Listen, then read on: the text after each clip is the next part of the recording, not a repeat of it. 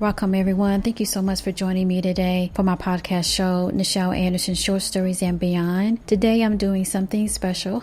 I'm having both of my podcast shows sponsor a particular topic regarding literacy reading. I have always been a passionate reader ever since I was in my younger years as a child, and even now. I always felt that reading is one of the most important things that we all should do and incorporate that to the next generation. So today I have Educator Mathias Tulasi. He's from Ghana, and so I'm broadcasting this. It's going to be 2 interviews that we're going to do. So it's going to be on my other podcast show, Surviving Your Journey to Success, and of course here on my Short Stories podcast, which short stories is reading and learning to read. And I think reading books and incorporating the importance of reading at a younger age so you can expand your horizon, expand not just your knowledge of what you're reading, but the ability to create and to think of new ideas and new creativity from a different perspective. It's an ongoing, gradual level of reading. And in this part 1, I do kind of touch on when I got my first break of writing was doing a column of Harlem Renaissance, which led to finding out about the Harlem Renaissance and finding out and about W.D. Bois and all that he did at that time. And then later, of course, writing more articles that I created a course back then. It was on sweet101.com, that column that I got my first writing opportunity. And then on Sweet 101 as well, I started with branched off from that in a sense, connected to it. Their university that they had online back years ago, and I wanted to focus on reading. I really loved it, and I felt that breaking it down in a sense that people can connect to it, and that's what Mathias is talking about. There are programs that they're doing right now to connect with students and with parents, to make it engaging so people can fall in love, that they will always know to hold on to it. That's the most important thing. It's like water in a sense, right? And the course back then was joy, the joy of reading. So it's just ironic in a way and very reassuring that fast forward, I'm having this discussion with someone way on the, not here in the United States, but communicating. It's a global awareness that we need to constantly be aware of that, because it trickles down and it impacts other areas of our lives, from economics, for well-being, for mental peace, for building a community, building positivity and go forth in different types of parts of around the world to connect. And in this particular interview, he does touch on something that I really like, that he talks about everybody can contribute to it to make it a family whole. So without further ado, let's go ahead and get started with today's interview. The second interview, it was a long recording that we did, so I wrapped it up. So we'll get the first part, and then the next part is when I release my next podcast, and that would be the first week of February. And then I'll have an announcement regarding what me and Mathias is teaming up to do for his school. So I hope you stay tuned, and let's get started. I'm going to ask Mathias to expand on and share his expertise and his passion. He's very passionate about reading. I am too, and we're going to discuss that. It's going to be part 1, and then the part 2 of this interview will be aired later. The first part will be aired on my podcast, Surviving Your Journey to Success, on January the 18th, and then the second part would be in February. Also, I'm going to have a big announcement that me and him is collaborating on, and we'll talk about that a little bit here, and of course expand on that in the second interview. So let's go ahead and get started. I'm here in the United States, and you are in Ghana. Wow. That's one of my 2 places to be, and I have to just put a plug of my mentor, W.B.D. Bois. He loves Ghana. I'm grateful to have you in Ghana. I know. Let's get into this. Go ahead and introduce yourself to the listeners. If you can give us a brief bio of yourself before we get really into this interview. Go ahead. Yeah, my name is Mathias Tulasi. Yeah, from West Africa, Ghana. All right. And you are an educator, correct? Yes, yeah, I'm a teacher by profession and a lover of reading, and the Me too. CEO of Literacy Ambassadors Ghana. Yeah. Wow, wow, wow. So tell us about your school. You mentioned to me that you're associated with this wonderful school there in Ghana. Go ahead and, if you can share that, talk about your school, when it started, most of the main objective there. You can mention that, and the overall mission. The name of your school? Yeah, thank you very much. My school is Ziavi Lume Methodist Junior High. It is located in the Volta region of Ghana, in the whole municipality. Yeah, it's a very nice school surrounded by a lot of villages. We have a lot of towns there. My school is predominantly a farming community. And then we are in the junior school. We also do have the primary school. Yes, so it's in Ziavi traditional area. Oh, okay. And when did it started, the school itself? How long has it been in existence? For the last 10 years or? Yeah, my school has been in existence since 1985. Oh, okay. It's been in existence since 1985. Since 1985, yes, okay. It's a very old school. Okay, so it's very well known in the area. Yeah. Oh, okay. And yes, please. Yeah, it was built by an European funding. Yeah. Oh, okay. Now, when it started then, over the years, has it grown in a sense of more teachers and students now attend the school? Has the teachers... Yeah, when it started, actually when it started, they were not having good structures. Yes, they were not having good structures. Before the Europeans came in, then they had to give us a very nice classroom for teaching and learning. I was posted there after I completed university, and then I've been posted there to help the pupils in the English language and ICT, and also. So the school been around since 1985. They had a few teachers, and then it grown over a course of up until now. And what year did you start it at the school? Did you start it? Yeah, yes. I got posted there after I completed university. That's 2014. Yeah, I went there in 2014. That's when I got posted there. Okay. But I was teaching in a school in the capital, and then the district director went to that particular school for inspection, and then she was told that they were not having an English teacher at the time, and then ICT. So she actually begged with me to get posted to that school to actually help the school pupils, which I also agreed to go. Because I was in town and I have to move there. But then I agreed, and when I went there, I realized that I like the environment. And then when they even requested to repost me back to town, I said I wanted to stay there. Yeah. Oh, okay. So you end up meeting the administrators at the school on a different mission, in the sense of basically seeing where the school was at and so forth. And they felt that they had a need for teaching English, or teaching, another teacher, and so she asked you to stay. So that's wonderful. That's like leading on, finding your way on your purpose. Because they were not having an English teacher, and then an ICT teacher. Yeah, so I had to be moved there to help this thing. And then when they thanked him for me to, I said no, I would like to remain there. Yeah. Right. How many students are at your school right now? Over 100. How many students are attending the school as of right now? Yeah, for now we have about 110. It's a junior high school, Form 1 to Form 3. So we have about 110 school pupils in the school. But then, like I said, within that community, we have a primary school, which is EP. We are Methodist. We also have EP in another part of the village. We also have LA. We have Methodist primary too. So we have about 6 schools within that particular enclave. But then I am teaching in the junior high school, and in our school we have about 110 junior high school pupils. Oh, okay. So it was more different branches. So the grade level is from what we say here in the States, kindergarten up to high school. Yes, very good. Okay. So we are in the junior high school. So we have the primary. We are in the Ziavi Lume Junior High. We also have the Methodist primary of the JHS. We are in the JHS. We have the Methodist primary. But then the primary is not located on our school premise, but within the same town. But still in the same town. We have the primary that fits the junior high school. Yeah.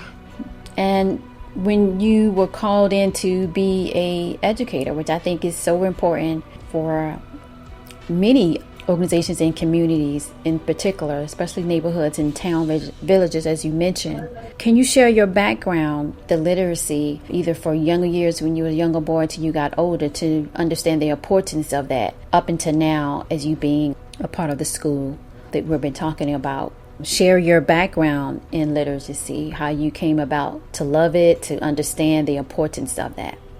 Thank you very much. When I went to the university, I happened to study publishing studies, and then as part of publishing studies, we have a library studies component. So I actually opted for library studies as one of my courses, and then from first year, and then I started developing lab for reading and stuff, because as part of library studies, we go to the library, and then as part of the publishing studies, we have reading clubs within the town, and then when we have our developmental weeks and those things, we go there, we donate books to them, we read to the school people. So with that aspect and then the library studies, I started developing, and I thought before having my further studies, I realized that no, it was an interesting area. I got to love reading them all as part of this, and then so my final project work was actually done in the library studies. And that was, so after school, when I came back, I realized that no, there was a need for me to put a foundation together so that I can help school pupils acquire basic reading and writing skills. So that's how it all began. I'll say that part of this thing came from my background as in the course I studied at the university, and then me having love for library studies back at the university. And then as a publisher, you have to promote reading so that people can have interest in reading. They write write books for you to publish for them. So basically, I'll say that the course I studied at the university contributed largely to what I do now, and it's so interesting, and it's an interest area that I want to be for the rest of my life. And it's so nice to be around kids and then helping them to read, to acquire reading skills. And it's been so nice, so far so good. We have been able to visit a lot of schools in Ghana where I actually went and promoted literacy with my organization. It's been so fantastic. It's a very interesting area, and I'm happy that I started to help the Ghanaian school pupils to have basic literacy skills. Very good. Thank you so much. Me personally, I can relate. When I was a child growing up, and books that I enjoyed to read, and the worlds that I experienced and learned about, I really enjoyed that. And then over the time of the years, I too, realized the importance of reading. I remember I had personally got this opportunity before the whole internet boom and all of that to write in a column, which I did talk about the importance of reading, because I felt when you're able to read, you're able to learn and inspire others. So I can completely relate to that, what you were saying. You just fall in love with it. And then later you kind of connect the dots of how important reading is. It really shapes your life. It helps you with language, speech, and all of that. And so when you said you put your foundation, you had to put a foundation in the importance of reading. I think that's great when you said that. And then you mentioned how it was fun and how you learned a lot, and then that expanded your other interests of learning English, teaching English, and so forth. Let me ask you this. What are the core lessons you learned on your whole academic life journey that can help others, that if you can tell them something? Thank you very much. Personally, doing this work, I realized that as a literacy advocate, you have to read a lot. Right. You have to associate other literacy experts to be able to learn from them. You understand? Because when you meet a people with inability to read, child A and child B, the approaches may not be the same. You understand? So I found out that there's a need for you as an advocate, or like what we do, to learn them more, so that you'll be able to have vast knowledge as to how you should be able to tackle this whole thing. So personally, I would say that I've been able to learn a lot for this period, as in the approaches when we meet the kindergarten people, when we meet the class 1 and class 2, and then the approach we should go about the reading program with them. These are the things that I learned on the job. So when we are going to meet the kindergarten people, we package their program that will become very interesting to me. And at the end of the day, we have to make the impact. Just will call us and tell us that you have done a good job. Very good. I've learned a lot, and I believe that as I continue, I will, So basically, overall, you're sharing that the core lesson is, to me, and I agree, is you started at a young age and you reinforce the importance of reading by having them to enjoy it, and then they can grow to learn it. That's what I got overall, what you were saying. And I would agree. When I did that column, The Joy of Reading, it was actually a course, I think, or a class, but I did a Joy of Reading for Suite 101, and I just talked about the 4 levels of reading, where you have elementary, you go all the way up to higher levels. But you get into, because you said it earlier when I wrote it down, what you said you fell in love with it, and basically you wanted someone else to fall in love with it as well. Yes. All right, let's go ahead and go to the next question is, what are the roadblocks for children and adults that you learn about, that you realize in reading? The roadblocks, what hesitate people to... Very good. Yes, that is the greatest challenge that we have. A lot of the school pupils, they come to school without acquiring no basic reading and writing skills at home. So it's very difficult. You get to a class of maybe 40 pupils, only 3 or 4 can read. You understand? Even 4 is problematic.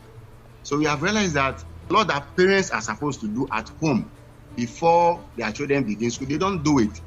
You understand? So the children are not taught basic literacy skills before they get to school, and it's very bad. So what we are doing is that we are advocating for the pregnant reader, the intelligent baby policy, where we are doing workshop for pregnant women to start reading to their unborn children before they are giving birth to.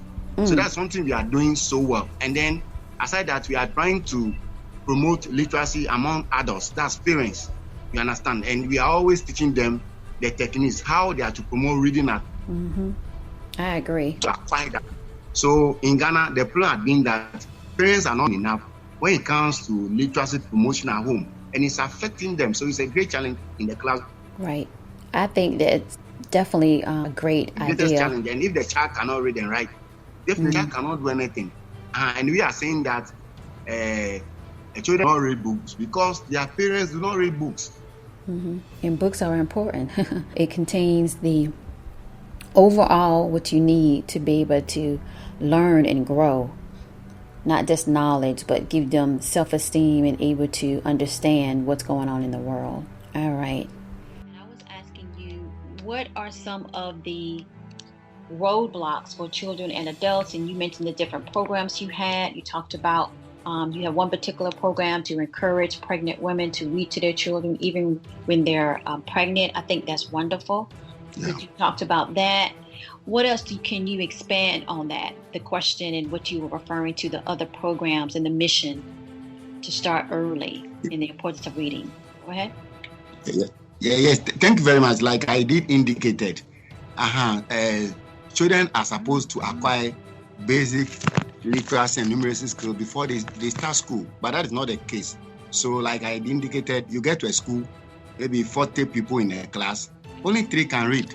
The rest cannot read. Even the 3 that can read, the reading is simply problematic, but we say that only 3 can read.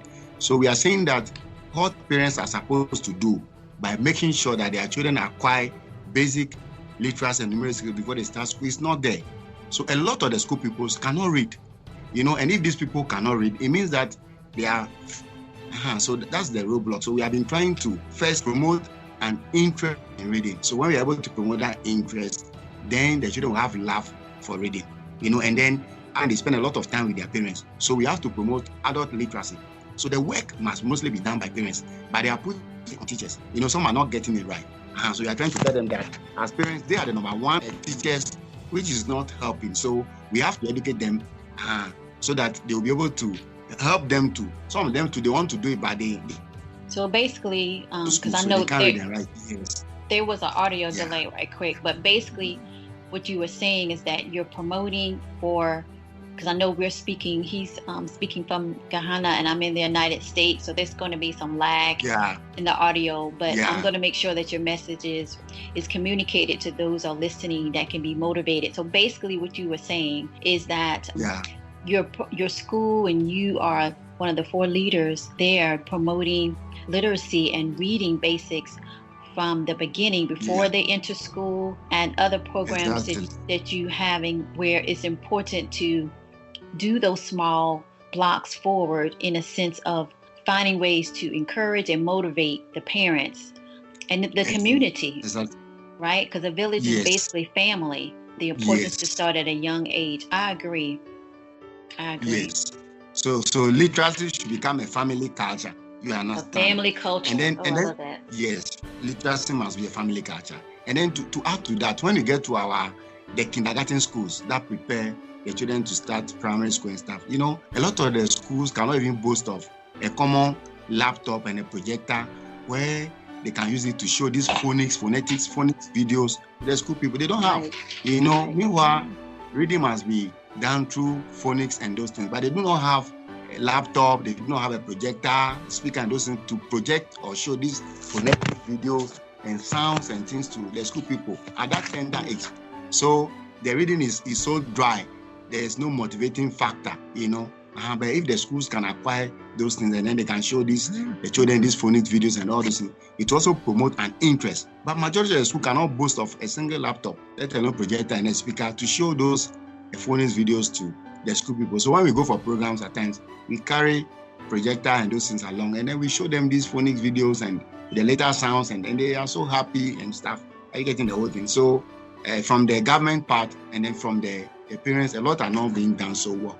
And not until we're able to get those things right, issues of literacy promotion will be difficult. And then it will make the children not to be able to acquire these basic skills that we are talking about. And we are saying that reading is the key to learning. And if the children cannot read, it means that in a way, they are blocked kind of this, they cannot do so well in the academics. And those that can read and understand, they'll be able to do so well. So we have to look at it from the part of government and then from the part of especially the parents and all those, and then all the stakeholders must play their role as far as reading is. All right, everyone. Thank you so much for joining me today with my guest speaker, Mathias Tulasi today. I really appreciate his time to hone on the importance of literacy, and I'm really glad that he provided this chance that we can have an open discussion and for him to talk about his school. I do have an announcement. That announcement is that we're working together. I approached him to see if he wanted to be interested that I can nominate his school for a charity event. Mathias School in Kahana is in need in several things, and I hope that you can help. And he talked about his school. I wanted to introduce himself as well as his mission and the other educators there at the school. I'm going to have a direct link to the charity event. It kicks off February the 5th. Let me provide the 7 needed resources that Mathias shared with me that the school is in need right now. The number 1 is having a library, and number 2, interesting storybooks that they use when they are implementing their program, going to different areas in town, meeting up the family with churches or what have you, and setting up like a presentation. And the interesting books does help to kind of motivate and encourage the engagement and learning to read. Number 3, computers. Donation of computers would definitely help. The funds to purchase computers. Number 4, a lab, so they can do different types of experiments and discussions of those experiments, getting all into that as well. Number 5, transportation. We're going to talk about more of that in part 2 of the interview that will be released. The next time I release my podcast, it will be in February, first week of February. And he mentioned about transportation where they go around to different towns, and they use different means themselves. But it would be nice to have like a van or something like that they can bring on more teachers and educators and volunteers as they go and set up shop. When they it's similar to like a how you travel from different towns or have a pop-up type presentation and get the children involved, the parents involved. So transportation is another need that he would definitely love to have. They can increase that and have that have the funds to be able to do that, to add on more transportation, to spread out more. Number 6, having like a projector. They like to project like different parts of the story that they're telling, to introduce them how books can be just as entertaining as watching television or being on your phone or what have you. So a presentation, even extra volunteers to speak will help when they do and go out on their programs where they get into the community. The number 7, he mentioned like a laptop. At least there's one laptop he was talking about that they will use when they go out in the field. So he mentioned that as well. All right, so those are the top 7 of needed resources that we're going to focus on when we start the drive next month. To March the 1st for 30 days. And you just heard part of that passionate and dedication of the importance of reading. He said something else, and I want to make sure I hone on that really stuck to me. And this was towards the end of this interview of part 1. He said literacy should be a family culture. I think that's very deep. I think it's very prominent in a way that we could take. That's your takeaway today. And I just want to add to that it's, in a sense, it's like a village. Family is like a village. And we get that from when we learn to honor our neighbors or appreciate our neighbors in a sense of working together and having that community feel. And no matter what our background represents or what we look like on the outside or so forth of our identity, of what he was saying, and I can totally agree. Literacy should be a family culture. I mean, everybody will succeed, the whole world. And he's specifically honing on that for us to take a step back and see what can we do. It could be the small things. So that right there was one of his very poignant statement that I'm going to take away for today, and I hope you do too, or the other statements that he made and how he described the programs that they're implementing and want to continue to go on and need some resources to expand and really get into the root of the reading, importance of reading and the literacy, that overall objective that is still ongoing as an issue, not just in the areas that we initially talked about, but we can expand worldwide and have a focus on that starting in February. And I hope you participate. I will have a link to the charity event that kicks off if you want to participate, and those proceeds go to his school. He will also want to give directly. That link will be in the description that you can do that, and it go right to the school. Other things will be rolling out during the month of February, so stay tuned. I will announce it on my social media and so forth. So will he. And I really hope that you enjoyed this part 1. I'm going to have part 2 that will release the first week of February, so stay tuned to that. You want to hear the rest of this interview. It was at least about an hour or so, and I wanted to split it up. But nonetheless, thank you so much for joining me today, and I hope you enjoyed it. I hope you got a message from it. I hope you feel empowered and learned something in a way of our own strength of how we can influence others, and the small things we can do are the seeds to the big outcome, that the results that are needed to bring us forward and to bring others forward. As I like to say, it's the 360. All right. Thank you so much. Talk to you soon.